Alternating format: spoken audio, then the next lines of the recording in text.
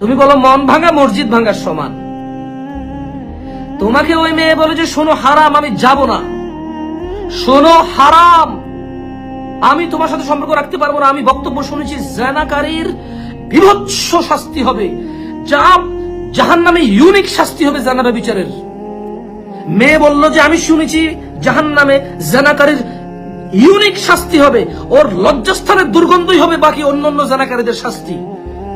So ওইটা একটা জাহান্নামের মতো, মানে জাহান্নামে আগুন থাকবে, রক্তপুঞ্জ থাকবে, কাঁটাযুক্ত থাকবে, অনেক কিছু থাকবে।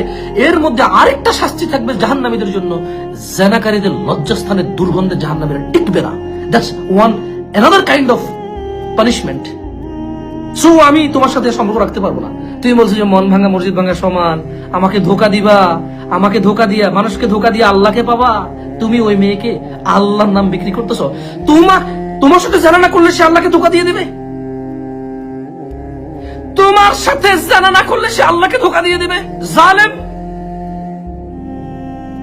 এত বড় স্পর্ধা তোর। তুই আমার বোনকে বলছিস তোর সাথে জানার সম্পর্ক কন্টিনিউ না করলে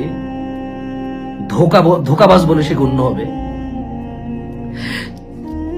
তুই বিয়ে করতে পারিস না, তোর তোর তোর মানে তোর তুই বেকার, তুই কাজ করিস না, তুই অলস উদাসীন।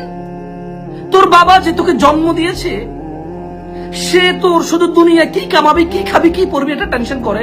তুই মরে গেলে জাহান্নামে যাবে না জান্নাতে যাবে সেটা বিবেচনা করে না। এ পুরো জিম্মেদারি এ মেয়ে নিবে। এ মেয়ে জাহান্নামে গিয়ে তোর এই জিম্মেদারি নিবে। তোর যৌবন তুই বিয়ে করতে হবে, তুই কামাই রোজগার করতে হবে। ভাই আমার সরি তুই বলে ফেললাম না, সরি, ভেরি সরি।